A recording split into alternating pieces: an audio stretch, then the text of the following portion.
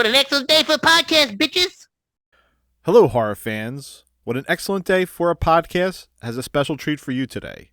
You may know him as Finbar in Abnormal Attraction. He also played parts in Damien Leone's Terrifier 1 and 2. He recently starred as Player 1 in the Michael Leavy directed indie horror hit Stream. He is also one of the founding partners for Fuzz on the Lens production. We are excited to have him on. Welcome to the show, Jason Leavy. Jason, welcome to the show. Let's go. Thank you, guys. I'm going to pay you $10. Remind me at the end for that opening that I made you write up. Want to start off real quick, man, and wish you a happy, you and your wife a happy anniversary. No, thank you very much. Appreciate it. Yeah, we had a nice night out. That's why I couldn't answer your text. I was out. The wife said, "If you take out your phone, I'm going to kill you." I said, "All right." So yeah, we had a nice night out. But thank you, guys. I'm assuming she was originally from like Staten Island area as well. No, which is really, really funny. She's from Cooperstown, New York, bumblefuck, all the way upstate. Oh, wow. I was gonna say if she was closer, then yeah, total opposite lifestyles, but opposites attract, I guess. Found herself a nice sweet boy. That's it.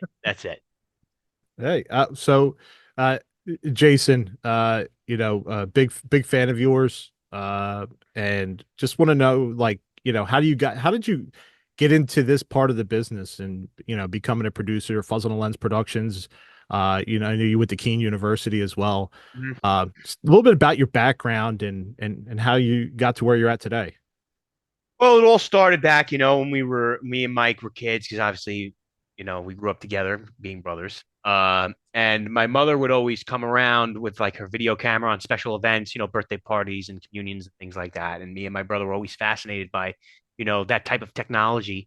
And we would always steal it from her in our spare time. So when other kids were playing, hide and go seek and all the stuff and playing Ding Dong Ditch, we were filming movies with people. And I remember we would do like skits and spoofs and things like that. Back to the Future stuff, and the passion really started from a young age. We knew that's the direction we wanted to take our careers at that age. And it's funny, we were always, when we were watching movies, we were always fascinated not by like the special effects or the acting. We were always fascinated by the credits. Don't ask me why. I don't know. I was like, how the hell do they get this stuff? This was before the internet was big. I was like, how the hell do they get this stuff scrolling on the screen? So we were like, we didn't have a computer at the time, and we were like, let's experiment. 7-year-old, 5-year-old kids. We would take a paper towel roll and like write our names on them, and then pull the paper towel roll. Wow. So we knew, the creativity was sort of there. We didn't know, but that's where it all stemmed from. Just doing it at such a young age and just having a lot of fun with it, and eventually, we started thinking about doing it more professionally. And in 2010, we formed the company Fuzz on the Lens Productions with a childhood friend of mine, Steve Delasala, who we grew up in grammar school with, went to high school with, and later on in college and so forth. And now the company is, officially formed then. And we continued doing it and will continue to do it. Yeah. And, you guys are a tight-knit group. You, Michael, Steven. We went to go see the movie Stream in theaters, us three together. And that, I'll tell you that's really awesome. The intro, the kickoff, and the way you guys bookend, kind of just saying thank you to the fans. And, that's not seen. And, you guys are you're a unique group. You're fun. You know how to relate to the love of horror, mm-hmm. and to thank the fans to where you got. So that was pretty awesome watching that, bookending it, especially, shame that you got cut off and then came back at the end was fantastic, just because I think we've gotten to know you over the past couple of weeks, and when we met up with you and just talking to you, and that's your personality. Right. But that was pretty cool and very unique for doing that in the movie Stream. Well, at the end of the day, we like to say that we are horror fans too, and we wanted to show our company is all about family and showing you who we are and not being afraid to show people who we are. And I'm always considered the jackass of the group, but the jackass is always the ones that the most remembered, obviously. But we always want to, give people an insight that we are human beings. We're nothing's bigger than, being human. And why not create that family type of atmosphere with our fans as well? Because we are fans as well of the genre. We're not bigger than anybody else. We're just doing something that we love, for the fans that showed us so much support over the years for everything that we've done, from Terrifier to Abnormal Attraction to our short film Halloween 60 and so on and so forth. They've been there for us, and no better way to say a thank you than a personalized message before the film and after the film to really bring them in to the way that we make films and bring them into our family. It's not just about us, it's about all of us. So we always like to stress that. Yeah, that was one of those things when we first talked to Michael a couple months ago. Um, a lot of people were telling us, "Oh, this was the best interview yet," and like you guys did a great job. And was like, that was all him. Like he was just that normal of a person that, Right. And then since we've, met you, it's like you guys are just, again, you're just fans. You just love doing this, and you know, it, either you guys are the best actors ever, or you're genuine. Well, if it's Michael, Michael's the worst actor ever, so it's genuine. No, but it really is genuine because again, we were all fans growing up of the genre too. It's not nothing was ever too big for us. We always viewed these people. Yes, they were icons, but at the end of the day, they're human beings, like we've said. Yeah. And when I was a fan, I wish I had like filmmakers, talking face to face and giving me advice and doing things like that and helping me on my journey. So the least that we can do for the fans is, help them and be there for them and thank them and talk to them. So like when we go on our live streams with, on Facebook, and obviously we can't be everywhere at once, or when you guys come and see us at cons, we want to set the nerves, like get the nerves out of you guys. Cause I know it's very nervous to approach people, especially those type of people. But again, we just want to show you who we really are. And so don't ever be nervous to come up and talk and hang out. And we're a lot of fun. I swear we're not intimidating. I mean, look at me. I'm the biggest idiot in the world.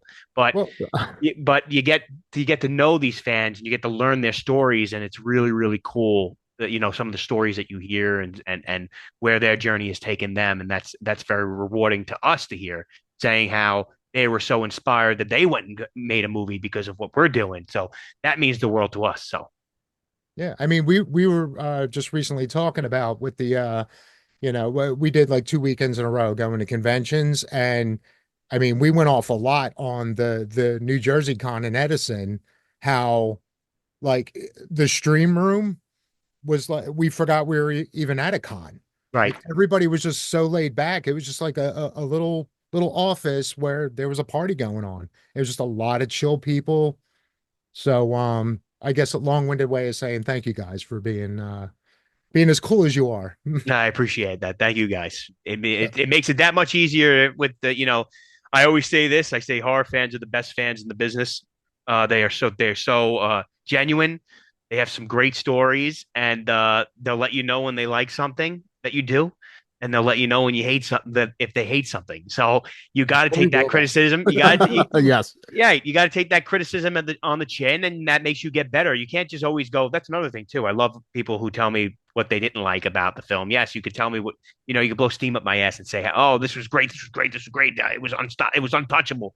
But then if you tell me the problems, it's the only way you get better in life is learning from your mistakes. So don't be too harsh. But but a little criticism here and there is good as well. So we love the fans, and we love everything they offer. You know what? The movie was damn near perfect, but Player One, fuck that hood. Yeah. He sucked. That was the most ridiculous. He was horrible. His kills were so bad. We should have just unmasked him, and it should have been Finbar. Would have been way better ending. Yeah. Yes. So yeah, he definitely got the I guess the glamour kill as far as how many people can say they've killed. Yeah. Such an You could say. icon. Yeah, of course. It was really, really cool. When we were in the writing room, it was we were sitting around the table, and I was like, let me take control of this kill because I think it's going to be a really, really cool one. I wanted to do something that's, hasn't really been done before in a very graphic way. Oh And boy. obviously we knew that having Damien on, it was going to be fucking killer, man, because he's just so good at what he does. And he brings an element to the team that's or to the family, I should say, that's, that can't even be matched. That's how good he is. And we've grown very close over the years, me and Damien, and from doing Terrifier and all these other projects together. We would think that nobody having him on board really would propel this thing. And when we were sitting in the writing room, I was coming up with, how that was going to happen. And I was like, let's just fucking take barbed wire and just fucking really go at it and show it so graphic. And Damien's like, yeah, and get from this angle, get this angle, get this angle. I was like, all right. I was like, I'm just writing it. You come up with how you gonna make this happen. And then it turned into what it was, and it was just so super cool. Doing a scene with her, and the stunts going, and she's like, she was full on, and I don't care. With me, I do all my own stunts. So I was like, if you're gonna throw something, throw it fucking hard. I don't care. If I get hurt, we'll use it in the take. I don't care. I'll dive all over the floor as long as you're good with what I'm doing. And she was very comfortable, a really, really great professional. I have nothing but nice things to say about her. She's so great. And she really, really delivered. Yeah. Yeah, definitely. I'd say one of the top 3 performances in the movie. And, like, so when you guys wrote this, I know obviously had a wish list as to who to be in it, but were any of the characters written for any of the people you eventually cast?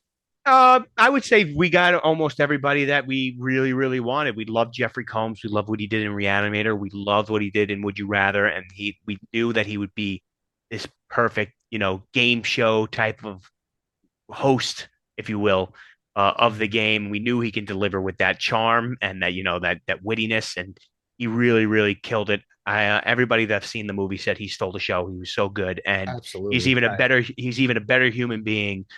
So fortunate to be able to work with him, and then to go from Danielle Harris. We knew we wanted her. We always wanted to work with her, and we always wanted to see her, be in sort of a different type of role, because usually she's in that, that teenage, scared, victim. But we wanted her to be a caring mother, because we'd never really seen her in that type of role, and she accepted the challenge, and I think she really, really delivered on that as well. She was super, super good at that, and it took her out of her comfort zone, but she nailed it. And then obviously, when you have a wish list of people who you want to work with, Tony Todd and Tim Curry is a childhood, hero of mine and Mike's. We used to watch him, in Home Alone and It, obviously, and Rocky Horror Picture Show, and he was awesome. Always wanted to work with him. He was on the bucket list, and I was like, it needs to happen. We were supposed to work with him on a project back in 2013, but then he had the stroke, so it was very unfortunate. And the manager said, if you guys have anything in the future, let him, rehab and things like that. Let's see if we can get him back on his feet, and we can revisit this at a later time. We wrote Stream, and we were like kind of in the middle or maybe towards the end, and we was like, let's just shoot the shot. Let's send him the script and see what he thinks. And she goes, if you hear from me, it's great news. If you don't hear from me, and he's not up to it, he's not willing, he can't do it. So I remember it was me and Michael sitting around 4th of July barbecue, and we got the call. He wants to do it. He's in, and the rest is history. So we really gathered, a bunch of seasoned actors and also some fresh new faces to the genre: Charles Edward Powell, Sidney Malachi, Wesley, obviously, who was the serial kid that went on Terrifier 2. I was the casting director on, and me and Damien worked hand in hand with casting everybody. We needed a serial kid, and he was the first audition that came in. And I said, this kid's perfect. I said, I would cast this kid in a main role if I had one. And then I was like, oh shit, we have Stream. So we shot Terrifier 2, and we're like, when we're thinking of the kid who we should cast for this kid, Kevin, he was the first one that came to mind. He got an audition, but he basically had it from the start because he was so good. And I remembered that, and we always like to, work with the same people over again. It's like a big family. We welcome you into the family. We try to do anything we can to, bring you into another film that we're doing. And it also is cool because it creates like that type of, oh, these are like the actors that these people love to use. Like Rob Zombie does the same thing. He has his specific actors that he likes to use. And if you get along with these people and you have a great working relationship with them, why not bring them back? So it's a lot of fun that we got to work with Presley on 2 projects. And I feel like the whole cast as a whole really brought, a really cool, dynamic to the whole thing. And it was a lot of fun to witness and shoot and watch, form into the movie that it is today. Any fun outtakes that may have taken place that you remember most in regards to Stream? I wouldn't say it's a fun outtake, but it was a pretty scary one, to be honest. So we had we laugh about it now, but we had the scene where the Brute picks up Bob Adrian. If anyone knows who Bob Adrian is, he's from The Conjuring. He's the guy who goes, "My house." He's the guy, Bob Okay. Wilkins from The Conjuring too. So we wrote this scene and we didn't think about the logistics of it. That we got to have someone on wires and it has to be 80-year-old Bob Adrian. So we're like, oh my God. So we were doing it the day of, and it was like, it was tough because he's doing his own stunts. So eventually he goes up, picks his head up, and then he puts it down, and him and Tim Reed are fighting over the gun, and they both fall over, and there's quietness. And we were like, oh my God, what just happened? Did he break his arm? Did he do something? But he got up just like a champ, but it was so scary to see because he took a fall.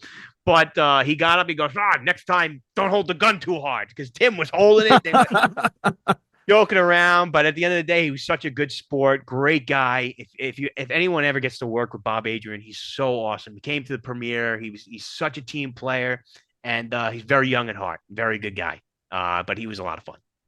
I just wanted to give you a shout out. Because I ended up going to see it twice when it was in theater, and I really took a notice to all your body language as player one. I'm not going to get into too much about it, but even on the scenes where you were back off in the corner when we saw through the surveillance, I felt like because obviously some of the other players are a little more extravagant in their performance, and they get a little more to do. And I just thought even like the hand coming up prior to your kill and many other things, I just thought it really gave a, not necessarily scary, but like it set up each scene, even if, the camera panned away and we just went on to the next thing. And I thought you did a really good job in that aspect. And the whole thing is too with the players is that you're not latched onto one personality. In other films like they have one serial killer, you're matched onto whatever that that killer is, his charisma, the way of him killing people and things like that. This you get to choose between four. So if you have four showmen, it kind of gets repetitive. So you kind of want to have their own type of personality. Player 2 and 3 really are show against each show off, and they're really having a lot of fun. Player 4 is just a complete bulldozer of a man. Brutality kills. That's how he gains his points. But player 1 is more serious. He's more there for business. And I really wanted to, show how serious he was with the body language and the way he moves. And he likes toying with their victim because he moves so slow, kind of like how Michael Myers moves so slow that that's the game. He knows he's going to get you at the end of the day. It's just how long it's going to take to get there. And obviously sometimes it doesn't pay off in his favor because of the stolen kill that he gets from player 3. But it just shows it's a really, really cool dynamic between all four of the players that if someone doesn't like the way player 1's killing, but they love player 2, that's great. That's a success. Or if they don't like players 2 and 3 and they like 4, because 4 is really, really cool and he has great kills. That's great too, because now they're picking their sides, and that's what we wanted. We wanted people to find their favorite killer and side with that person and be cheering for them. Not so much for the families, but for the killers too. But that's the fun of it, because everyone wants to, that's having fun in the community. They want to pick their play. No, he's gonna win, and it adds a whole dynamic within the audience, and that's what makes a movie like that fun. Yeah, better to have that kind of variety as opposed to trying to shoehorn all those abilities and styles into one killer. Right, exactly. And then this, like I said, like the sky is the limit with this thing. Eventually, we do want to do 2, 3 of these movies. We have ideas for 2 already lined up, and the players don't just have to be 4. There could be 6 players. There could be 8 players. However big the spaces can work.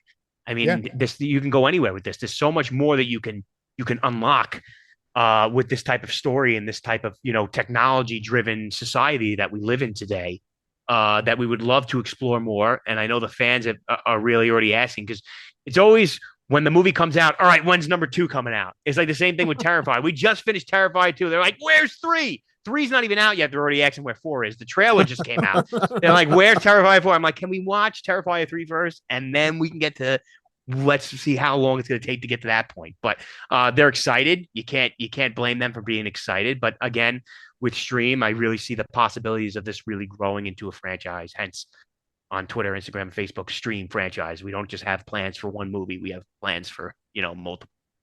Yeah, and just the whole premise of it, it's perfect to, because I did find it kind of bold. Again, when Michael mentioned it, he was talking about the socials and on, he was, he kept mentioning Stream movie franchise, and it's like, it's borderline arrogant, but the premise of it Yeah, it's full on like anthology material. Right, because when we went into it knowing, when we wrote this movie, we said that this has franchise potential because we can take this game anywhere. It just Yeah. goes to show you, you could take it anywhere. You could take it someone's house. You could take it to as big as a Super Bowl arena. You could take it to as big as, a hospital or a school or anything. You could take it anywhere.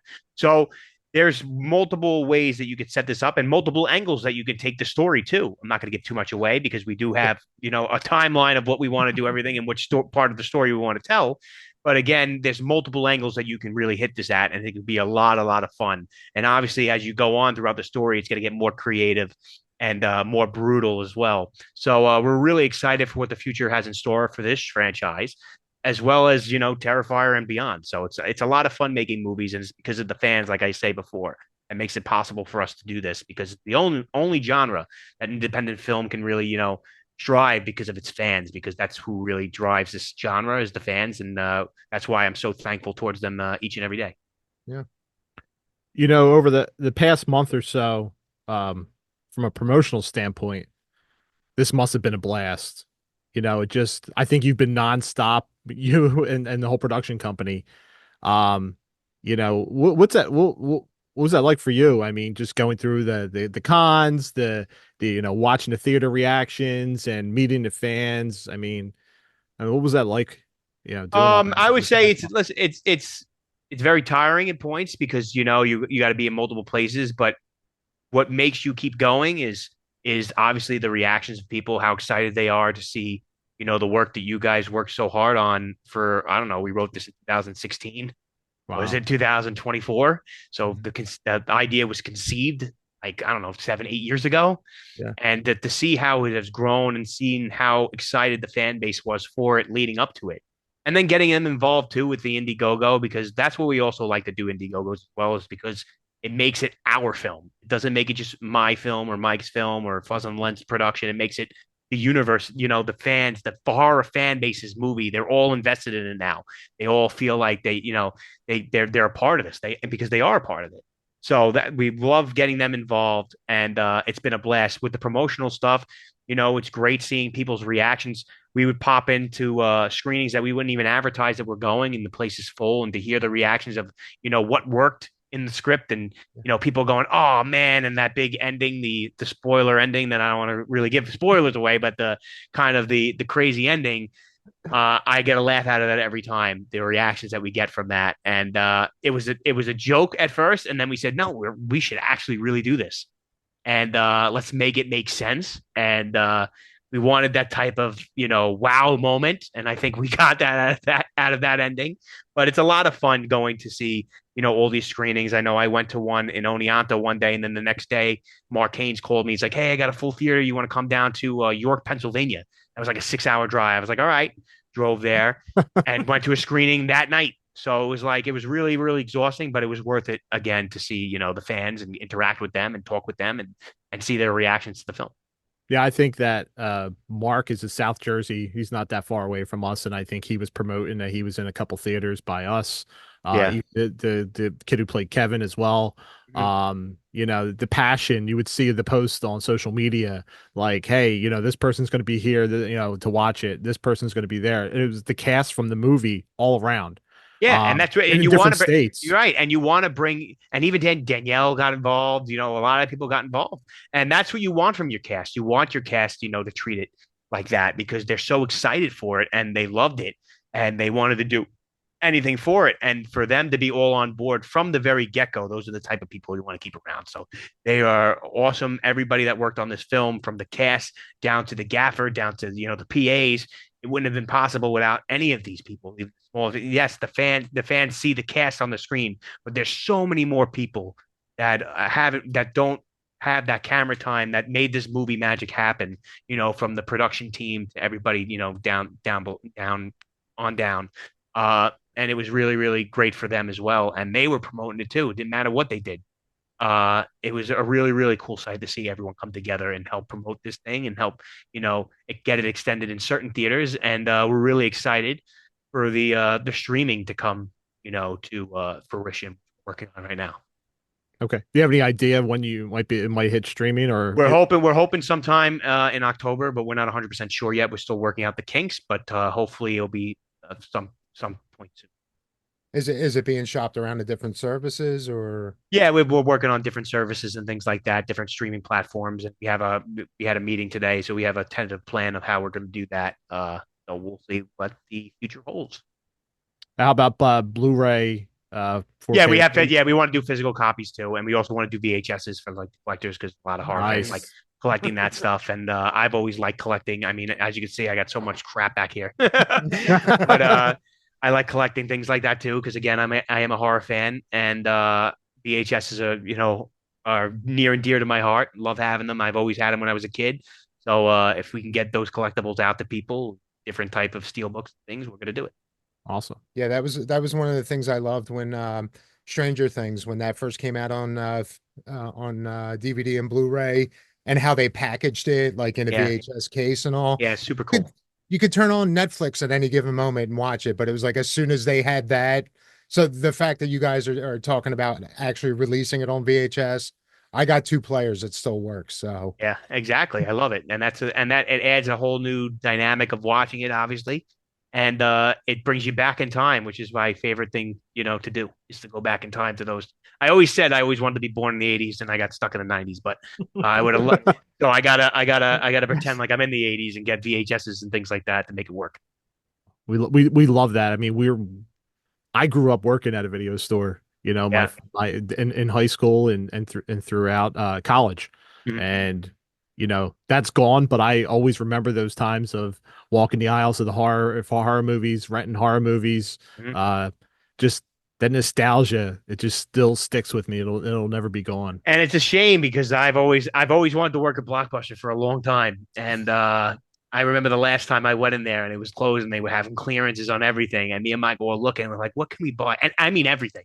Their signs, everything. So me and Michael bought Welcome to Blockbuster sign and we have it in the house. So that's really, really cool thing. And it says Blockbuster Home Video. So we grabbed like two of their signs, but I've always, loved that store. It helped me mold me into wanting to make movies and started that path for me. So I always have, a ton of appreciation for those type of, stores and things like that because they impacted your childhood to get you where you are today. So a lot of fun. So I just heard, I think it was earlier today, I heard a mention of like, all right, so we know like with David, like, he's just as much of a voice actor as he is being the most brutal silent killer out there. Mhm. But like I said, I think it was earlier at work today, I heard mention that you do some impressions. I do. Is this true? It's funny. Where'd you find it on YouTube? I don't even remember what the context was. I think I was listening to like a stream review or something, and they were kind of going through the different killers and all, and yeah, somebody made mention of, oh yeah, in Player One he also does impressions. So Oh yeah, you got any favorites? I've always done. I remember we were filming Abnormal Attraction. We were with Malcolm McDowell in a sound studio, and I was like, let me just take a whack at it. And I always did I've always loved doing comedy. It was always my forte. I did improv at high school. Me and Michael both did it. I love shooting comedy. I love obviously with Abnormal Attraction. I love improv. So to be able to do a voice role. I've always wanted to do cartoons, never got to that point yet, but maybe in the future there might be. Me and Dave actually share the same, passion like that with doing character actors and things. And Dave, it was funny. He met me on Terrifier 1, and then he came to the premiere of Abnormal Attraction. He goes, dude, that was you? He goes, I couldn't believe it. He goes, you didn't tell me you did voices. That's so good. And I was like, yeah, Dave. I was like, I love doing it. I love being character actors. I love getting, lost in that. If you ask me to play serious, never will happen. You see my face, 100%. I can never play a serious dramatic role. It looks so stupid. Michael's better at that than me.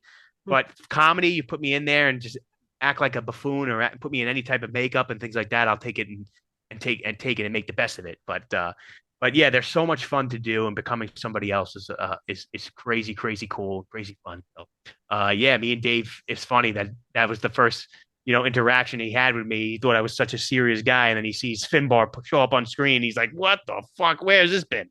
That was fun.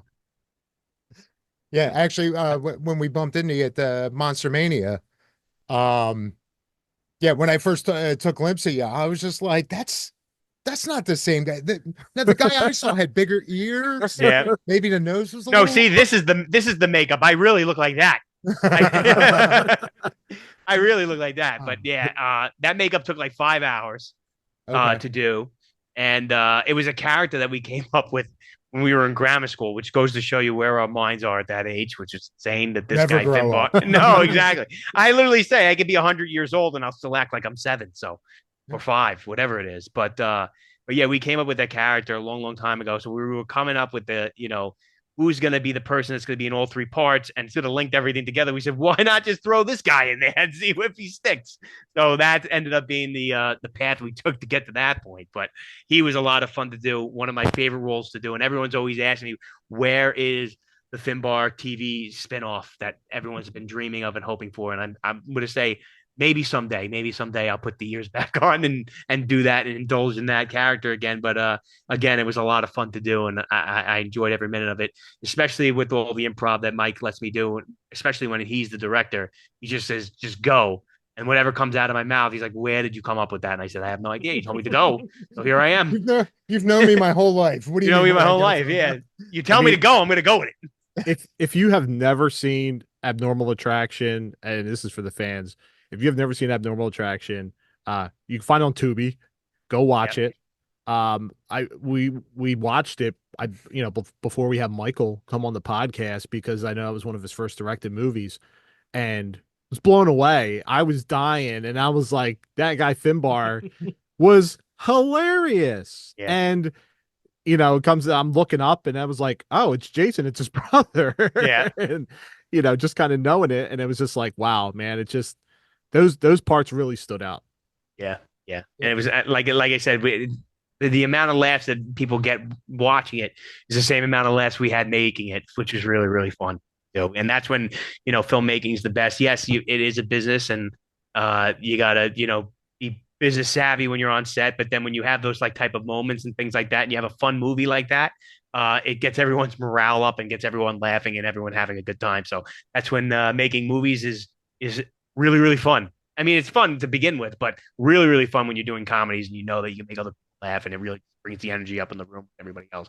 You can be doing, 14-hour, 17-hour days. It can get very strenuous. Listen, we had a lot of those on Terrifier too.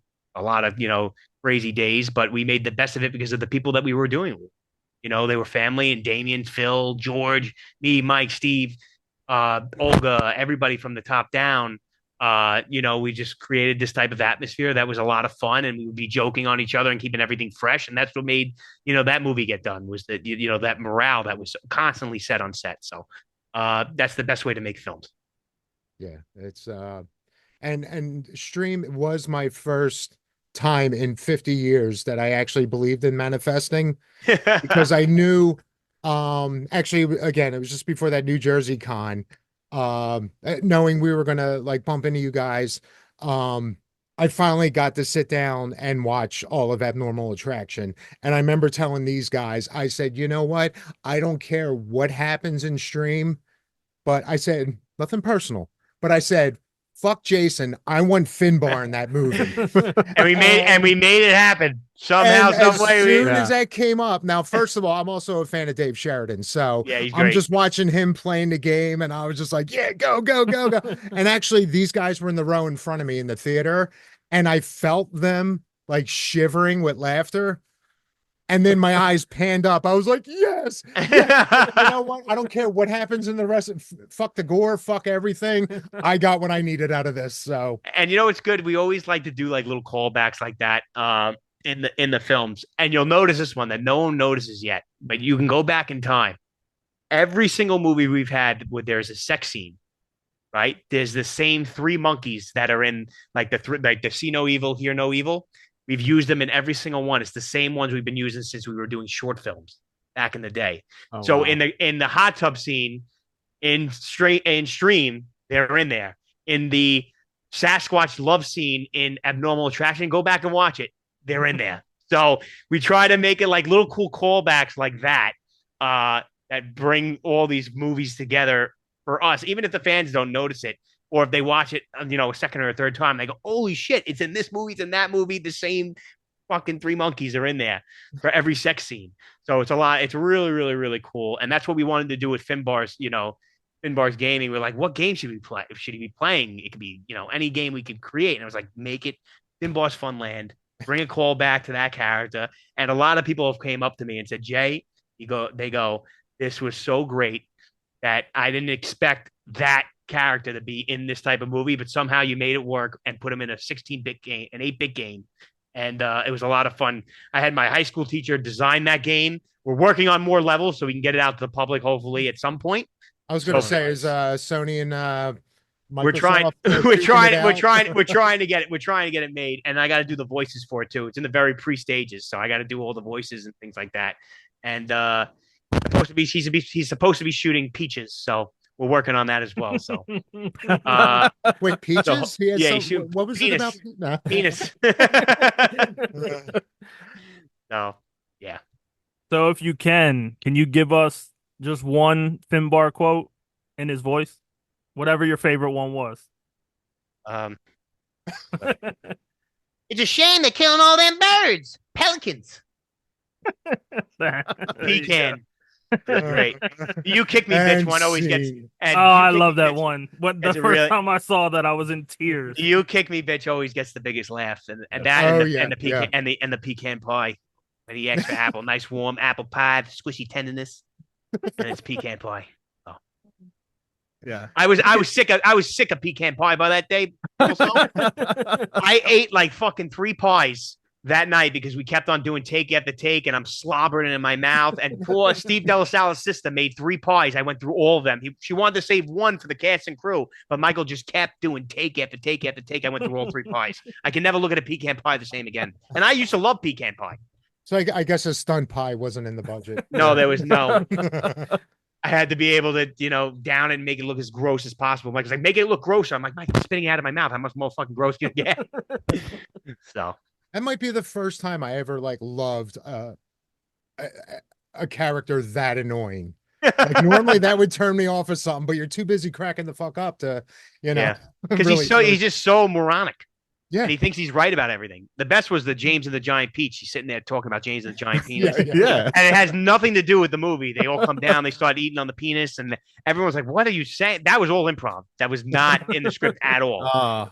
So they were like, what are you saying? And we have so many outtakes. I think they're on YouTube of us doing the scene, and just the actors like, where are you coming up with this crap? And they start laughing hysterical. And I was like, I don't know. Once his makeup comes on, it's all bets are off. I'm no longer Jason. I'm no longer Jason. You call me Finbar Phineas. That's what you can call him. So Jason, I know you've been producing too, as far as some documentaries, right? The Robert Englund story, the story of it as well. Mm-hmm. Anything future state you want us to do as far as documentaries, whether it's actor or back to horror movies or a series and such? I mean, I always loved the documentary stuff. I always loved every time I got, a DVD or anything. I didn't watch the movie first. I watched how it was made. I love the behind the scenes. I love how the technicalities of it, them doing, the camera work and how they made shots work and how they made the lighting work. And I was always fascinated by that and what the actors went through to make to make up this character and what they, the trials and tribulations of, studying a character. So any chance to do a documentary, and obviously when we were, approached with doing the story of it, it's 100% we're on board when we're running to do it. And that's where we met Tim Reed. That's how Tim Reed got involved with us. Yep. And we did his interview and a bunch of other people, from that mini series. And you get to learn the stories of their experiences on set.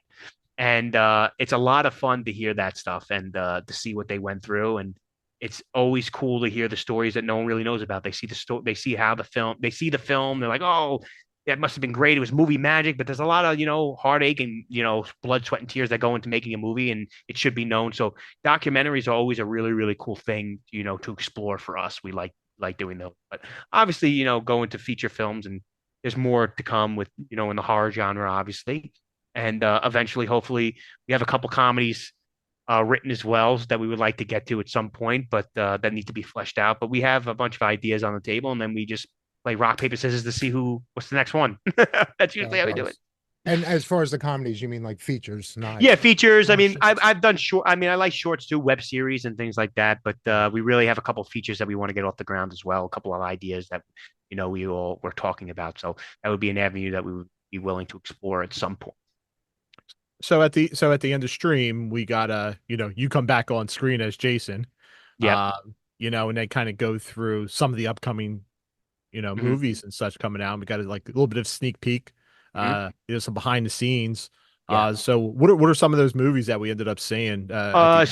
Yeah, so we did obviously some was Terrifier 3, very little obviously. And then we did Screamboat, which is coming out, the killer Mickey Mouse movie, Steamboat Willie movie that we Mhm. shot. That will be coming out sometime in January. And then we did this other movie with a very talented director, Greg Van Voorhees, called Pitchfork Retreat. It has Damien Maffei and Tony Todd is in that as well. So a lot of really, really cool up and coming projects that we're really, really excited about that are coming into the public eye. Yeah, I'm already once we learned enough about you guys, and then seeing David attached to Screamboat, like, yeah, I mean, yeah, again, Terrifier's a no-brainer, but Mhm. like as far as like a new movie, Yeah, and it's the yeah, funny thing with Screamboat is it's a lot of it's a fun movie. You know what I'm saying? It's a very, very fun type of movie. It's almost a spoofy kind of horror film, which yeah, is yeah. a lot of fun, making fun of the whole that whole genre and stuff. But we had a lot of fun with it, and I'm excited for everyone to see this take on it, and hopefully they get a lot of laughs out of it as well. So I'm really excited for that for everyone to see that. And my only hang up was I remember David mentioning you guys did like the whole forced perspective thing. Right. So I guess he's supposed to be closer to the actual steamboat size. Right. Like, So I we don't did. know. It just feels odd because he's what, like 7'5" or something. We So make it work. how far off was everybody to make him look that small? Well, we did a lot. There was some puppeteer work that we done and things Okay. like that, and a lot of camera tricks that you can do to make it Mhm. seem that way. So you'll just have to wait and see and find out. But we made it Yeah. work somehow, some way. We made him do it. We actually shrunk Dave. We put him in the Willy Wonka thing and shrunk him down to my TV size. That's why Not you the haven't seen Dave. juicer, but the TV. All right. Right? Yeah, exactly. So So yeah, as far as comedies, what's one of your favorites? oh my God, it goes on. That's why I said Goes. one of. I wasn't going to Uh, actually make you rank. one of my favorites. I mean, man, would have to be Mrs. Doubtfire's up there. Very big. I love Robin Williams. He's my favorite actor of all time. If anybody thinks anybody's better than him, hey, take a walk. I think Yeah. he's really, really, really good because I judge an actor based on uh what how much they can do. He can do comedy, he can do drama, he can do horror, he can do it all. He was so good in every role that he was in and really made the movie everything he's done. I've really, me acting in movies, I've always wanted to be like him. Always wanted to work with him. It's just a shame that what happened, but he was always a big role model of mine. So obviously, Mrs. Doubtfire was up there for me. I love Liar Liar. Jim Carrey, love that movie. Uh, so good. His comedic timing is really, really, Oh yeah. really fun to watch. So I would say those two are really, up there, 1A, 1B. I have a lot of other ones that are on there, but the list is way too long. I can't pick between one or two, but those are definitely up there. Fair enough. We got a rough idea. Yeah. Um, any other influences growing up as far as movies or actors or any television series? I think the movie that sets it off, if you would have asked me what's my favorite movie of all time, that I can answer. Yeah, okay. That's a very easy one for me. Well, that was on And rapid fire, but let's get into that. good, I got one question out of the way. My favorite movie of all time is Back to the Future. I think it's perfect. I think this should not be remade. They're talking about remakes. I would never touch that movie in a million years. I thought the story was great. All three of them. I like the Western one. A lot of people don't, but I thought especially the first two, were very well thought out. They knew exactly what they were doing. And if you watch it today, the special effects still stand out. They still work. Yeah. So I think that movie overall, from the writing, from the actors to everybody that's involved, and obviously Michael J. Fox wasn't involved in the beginning in the first one. They had to do Right. reshoots because they hired somebody else to do it, and then they said, "Wow, this is not good." Yeah, And it Eric would have been a Stoltz. whole, yeah, it would have been a whole, it would have been a whole different movie if he wasn't involved. And he really made that character. And obviously, him and Christopher Lloyd were so good. And me and Michael always shared, our childhood memories watching that movie. So that's always been the number one for me to see. Whenever it's on, I You leave always it on. have it on. It's I always always, on. it's Yeah. always on. If it's on Netflix, it's always something I can throw on. My wife's really getting pissed at me because I'm always watching all the time. She's like, can we watch something else? I'm like, you watch your there was Disney. at least one other movie made, right? I know. She goes, I go, you watch your Disney movies every day. Let me have this every day. That's it. I'm not going to ask you what your favorite Disney movie is. I'll stay away from that. And you can ask my wife. She watches it nonstop. I was gonna ask, because we obviously asked David as well. So, being you were on all three Terrifier sets, what would you consider the best kill in that franchise? It's nice you're trying to get something out of the third movie, huh, guys? You really are. I think a lot of them are creative, and they're only going to get more creative. I'll say that. I think for shock value, you can't go away from the first hacksaw scene. That really set the staple of what the franchise is going to be and what type of kills we were going to see. So that one really set the standard. And now each one that we're trying to do, each big kill in each movie is we're going to be how are we going to beat that kill. All right, now how are we going to beat the bedroom kill? Now we got to go far and beyond. And I think Terrifier 3, I think we did it. So I'm really, really excited for you guys to see the new plethora of kills that Terrifier 3 has in store. But filming all the kills is always fun, especially when you have Damien and Phil doing all the special effects. I mean, in 3 they got Tinsley and their group coming on and doing it, and they were so great.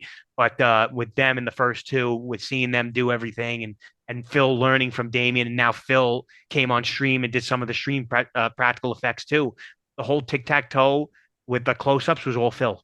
Phil did all those practicals for the close-up of the X's and the O's. Was Phil learned how to do it from Damien, and he came down and did them. And then Damien did the initial ones, but Phil was doing all the the pickup shots. And Phil's killer, man. Love him, man. He's like a brother to me. He acts like he's 5 years old, and that's how I want to be when I get to that age. But if he ever heard me say that when I get to that age, he'd be like, "You're an asshole. I'm young." But he's the man. He's not wrong, but you're not wrong either. So. Right, but he really is great, and to see him grow in that role, it has been really, really cool to see. And just everyone has a helping hand, and everyone does what's necessary to do, whatever needs to get done to make the movie happen. So, he's a prime example of that. Yeah, that was one of the things I liked in the the footage that was shown at the end of the stream, all the behind the scenes stuff. And yeah, I had no idea like he was hands on with that. Very hands on. Seeing him actually messing with the different gags and all. Mm-hmm. So yeah, that was again, it just gave it that much more of like a personal feel. Right. Like everybody is all in with whatever needs to be done. Yeah. So it's the only way indie films get made. We don't have the backing of a big studio. It's all of you guys in it together. You're in the war together. Mm-hmm. And anything that you can do to make it possible to get this thing over the finish line, you got to do. If I had to go pick up sandwiches and I'm in a player 1 costume to get the crew fed, and I'm going to go do that. Anything that makes everything go as smooth as possible, you got to have to do it because it's the only way things get done. Mm-hmm. Yeah, I want to give a shout out. I heard it. I forget what podcast it was. I think it was Talk Scary to Me. They were interviewing Lauren Lavera, and she mentioned on the Terrifier 2 set, like she was exhausted, and she said, specifically you ran out to get like frozen vegetables or something. She said, and that, like you said, it's a family atmosphere. Whenever someone's down or whenever someone needs something, you guys just all, fight together to get the job done. And exactly, there's like I remember when we were doing a long day on Terrifier 2. We were in the basement. I don't know if you guys heard the story or not, but everyone with the morale was down. Lauren just finished her scene, her big battle scene with Art. She's bloody, she's exhausted. We still have some more shots we got to do, but she's done for the night. So I went in and I took her costume and put it on and came out with the costume on. With the archangel wings and everything. There's a picture floating around there on the internet somewhere, and everyone just got a ride out of that. But that's what you have to do when you're doing these long days, you got to pick up morale somehow, some way. I remember the first day we were doing the first day of shooting was all the stuff at the end, which is Brooke running through the amusement park, like them in the amusement park. So I showed up with a money shirt and a big mustache and a wig, slick back wig, chest hair. And I was like, all right, let's make a movie. And they were dying laughing. So you got to set the standard early to make it a lot of fun, because filmmaking can be a lot of fun. You just got to, just be a jackass and be that person to supply it. And fun, I had a lot of fun. It's a lot of work too. It is a lot of work. A lot of people think it's movie magic. It's just you snap your fingers and things get made. No, it's a lot of work, a lot of crazy stuff that goes on. You have to be ready for anything. And when you find people you enjoy working with that much, it's hard to, not work with them again. So we love bringing the people back and working with them and continuing this, this journey with them. So it's rewarding. And I think, uh, Jason, over the past 2 months, we've got to know, the Leavys and meeting you guys. We've had Felissa on the podcast. We had David Howard Thornton on the podcast. We have upcoming stars still in stream, coming on the podcast too, down the line that have already committed to us. And this has been nothing but a fun joyride for us as horror fans. You guys are really genuine. You get what horror is. And just those interactions, even at the New Jersey Horror Con, everybody in that room, Phil, Uncle Creepy, it's like, and Mark, he's genuinely is like a sweetheart. Like, he's a big dude, but then you're just talking to him and he's just like, he is so nice. And he looks so intimidating, which is crazy to me. Like, there were points on sets, he was like, I don't want to hurt him. I'm like, Mark, kill him. Come on. And then he's like, all right, boom. And then he got into it. But like, he wouldn't hurt a fly. He's such a great guy. Love Mark. Would love to work with him again. And he's so supportive. He's going all over the place now. Like you said earlier, every screening he can go, pushing it.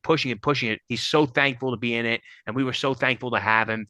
He was so great. And it's fun when we were doing the auditions for, the Killers. Obviously, Dave was there, and I wanted to be player one. But we were doing the audition tapes. His audition tape was great. It was hysterical. Hopefully, one day we can release it, maybe with the Blu-rays and stuff from everyone's auditions, because I always like seeing how they got the part as well and doing their reads and things. So his audition was great. He was just flexing in front of the camera. I was like, this guy's massive. He's got it.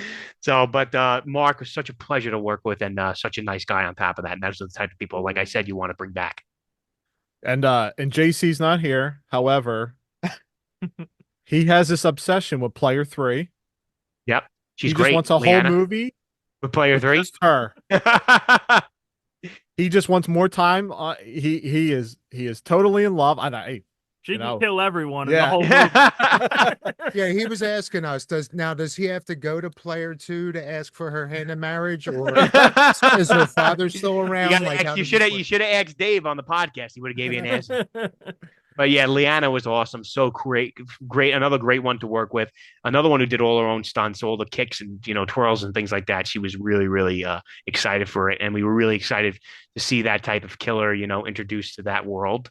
And she had a lot of fun with it. And she's never really done movies like that in horror movies. This was her first horror movie ever, and she had a lot of fun with it. I'm sure it won't be our last. So.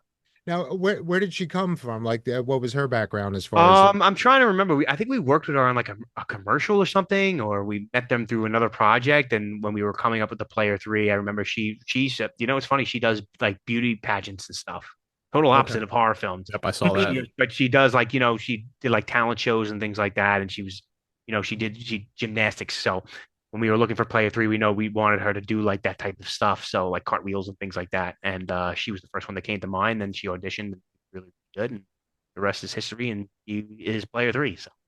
Yeah. I mean, between her and David, they sold the chemistry in that. Yeah. So.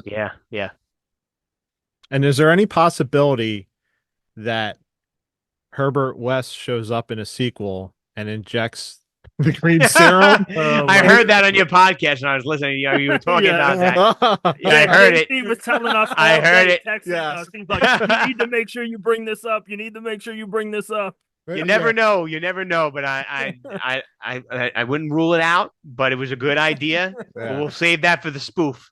Speed. You know what? If you listen to the whole thing, you still missed half his references. We had to cut 10 of them. Oh, that's great.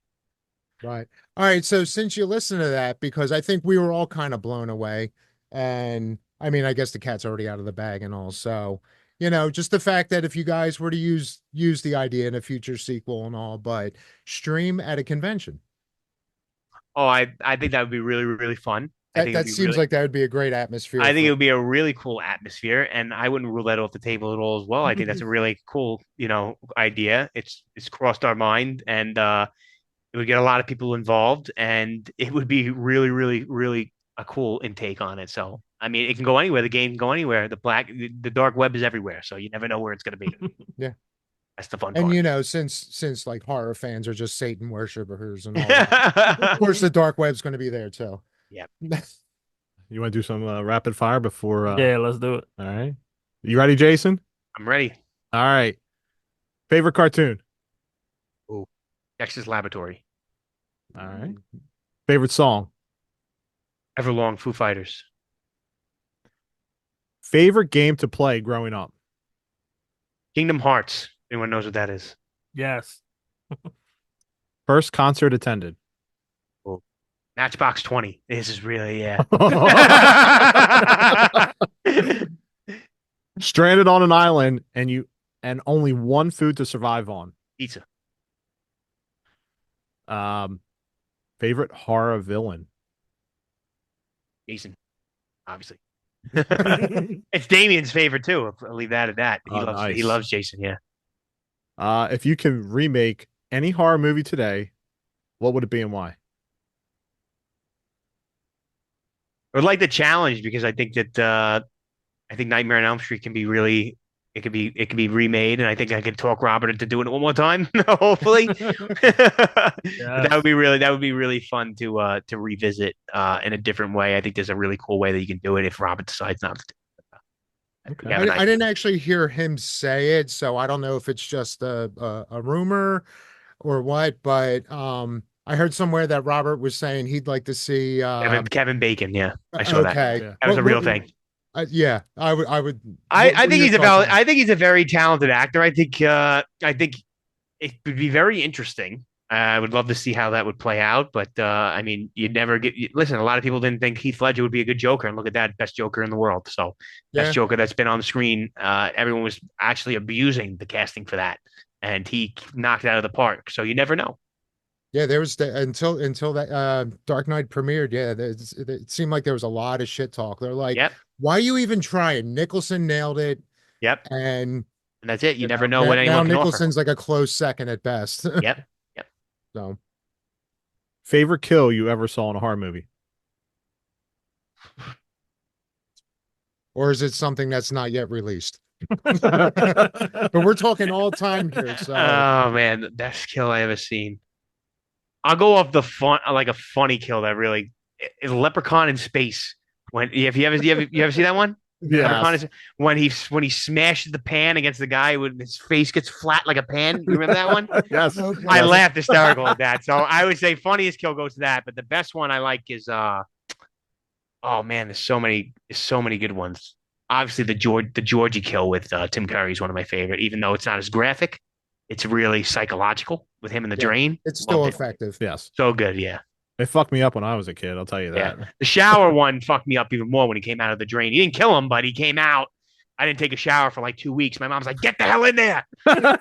You smell like shit. Get You in there. smell like shit. Get in there!" I was like, "No, the clown's coming out." So that Meanwhile, really Michael impacted me. drew a picture of a clown inside the shower. Yeah, yep.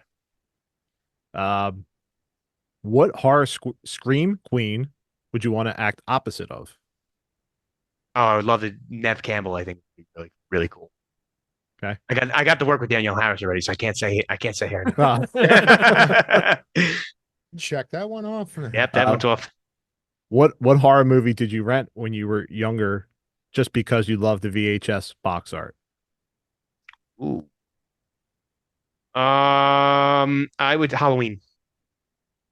The original OG? Yeah, of course. Halloween, yeah, the original. And last one. Do you consider Jaws a horror movie or an adventure movie? The horror, Okay. 100%. Everyone that says it's an adventure is stupid. I'm sure that Marcus says it. No, actually, Marcus says it's my friend Marcus Laybon said it's a horror. So it is a horror because that's what it was intended to do.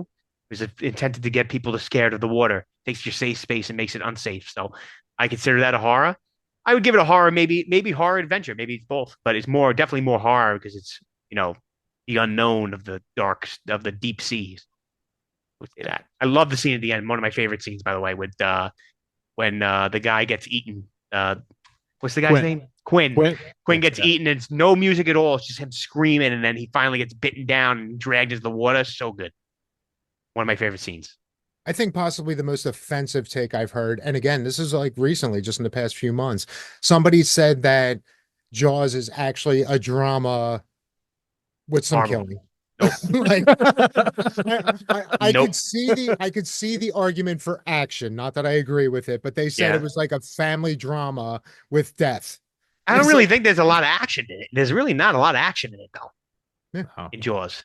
A lot You of know, it's a lot of screaming, it's but a, not there's a lot of action. right. There's a lot of like suspense, but there's like really not a lot of fighting until the end. Like a lot of fighting with the shark. It's not really that much of that. But I would say it's more a suspenseful horror thriller. Yeah. Are you afraid to go in the ocean? No, I'll still go. My wife is. Okay. My wife's scared shit, but I'll dive in there head first. Oh, nice. So if you're ever in a doghouse, just go take a dip. I'll just go to I'll go in the ocean. You can't get me now with a beer in my hand. That's it. Come and get me, bitch. That's it. In the Finbar outfit, in the speedo that we had in the sea covers. Do you still have those seat covers? I do have the sea covers. I do. And it's funny. A lot of people are asking. We were selling them at one point. People bought them. They sold out the sea covers. We were selling them on the Fuzz website. They're up there still. I don't know why, but people want the sea covers brought back, so we might bring them back for people to purchase. Yes, And- for and those sit of on- us who are late to the game, yes, bring them back. There you go. I It would. would be an honor to sit on your face. There you go. Bobblehead, figure, anything. Something. Oh, we had no. This Finbar. Bob. This there. You know, it's funny. We had. I don't have it with me, but we have a bobblehead prototype of Finbar with his Yeah, hands like this. Michael has it. I think Yeah, Michael, that's because it. he had it in the background, and JC was like, "Hey, what is that?" And as soon as he brought it all the way to the camera, Yeah. we were like, "Oh shit, it's Finbar." Yeah, it's Finbar bobblehead. And he has one with Finbar laying on a bunch of golf balls. I don't know where the fuck he got that idea from. He has like a toy of that. So, but yeah, we would like to get some Finbar merch back out there to the public now that more people have seen it. And that'll be the big like jump the the That's shark it. thing. They're like Stream, you know- Terrifier, fuck that. Finbar. But by the time stream gets to like part like 15 or something, and you guys Yeah. don't know where to go with it, player one gets unmasked and it's And it's Finbar. Finbar, exactly. And he goes, Where's my knife, bitch? Yeah. Jason, is there any socials you want to plug? I mean, yeah. I mean, if anyone wants updates for what's going on with Stream and all our future projects, obviously at Fuzz on the Lens on Instagram, Twitter, and Facebook, at Stream Franchise. You can follow me personally at JBird83. It's weird. It's a nickname that my family gave me, so that's why I've used it. But you can find me all on social, but most importantly, follow at Fuzz on the Lens and that Stream Franchise, and obviously Terrifier Films, Terrifier 3, for all the latest on all the upcoming projects we got going on. Yeah, the Facebook socials for Join the Stream and the Stream Yeah. Movie franchise, amazing. Yeah. Everybody around the country, they get it, Yeah. and just to see the love for you guys deserve it. Yeah, and all it's really cool to see everyone come up with their own player concepts and their own cosplays and things. Everybody went to go buy their own stuff and their Yeah, own it's materials, it's and so they cool. made it. It's so awesome. Yeah, it's so They got good. the little kids. You see 6 and 7 year olds Yeah, wearing the stream mask. I mean, yeah, they're and dedicated. they're calling themselves Player 151. It's really cool that they're coming up with their own concepts and player looks. So that's really fun to see. Yeah, because everyone believes in this, this franchise being in for the long haul. So they know if you went numerically throughout each sequel and all, They'll make someone it. out there expects to see a 151. player 151. That's it. They're like, that's supposed to be me. It's written on my character. You see? And with my new power of manifestation, I am going to have Yeah. player I don't know. Player asterisk. Yeah. It's gonna be a symbol now. There you go. We And it wish was Prince all along. Yeah. we wish nothing but the best. I mean, you have lifelong fans. I mean, over the last 2 months, for the production company for Stream, we're really excited. If you haven't seen it, that's for the fans. If you haven't seen this, it's going to be out in streaming soon. Stream will be streaming. There you go. Watch it. It's fun. There's an all-star cast in there. There's some unique kills. They're fun kills. Some good callbacks in there. And just it's a good, we support indie films and especially indie horror. So this is top notch for us. We really enjoyed it. I appreciate it, guys. It means the world that you guys had me on, and it means the world that you guys, love the movie and are continuing to spread it because it's people like you is the reason why we want to keep waking up and making these types of films because we want to make you guys proud. So thank you guys so much for having me on and also for liking the movie so much. It means a lot. Hey, maybe we'd love to even have you back on to talk some more horror, even when we get our player 4 back. Yeah, you should do a podcast with all 4 of the players. That would be really fun. Oh no, we were talking about either one of the upcoming cons or maybe just for our Halloween episode. So, Yeah, it'd be a lot of fun. I would love to do that. You guys are doing a really good job, and I appreciate all the topics that you guys put out and how thorough you guys are with doing your interviews and doing your research. Not a lot of people do that, so that's a very good gift. Right, exactly. When you stay on topic, so a lot of fun listening, and you got a fan in me, so it's good job. All right, well, we Thank you, man. appreciate that means a lot, Jason. Thank you so Yeah. much, and I'll be in touch, man. And also, like I said, happy anniversary. Thank you, thank you. Yes. Enjoy your time. Looking forward to more stuff from you. So, Appreciate it, guys. Have a good night. All right. all right, You you too, too. man. Thank that. you. Thanks. All right, guys.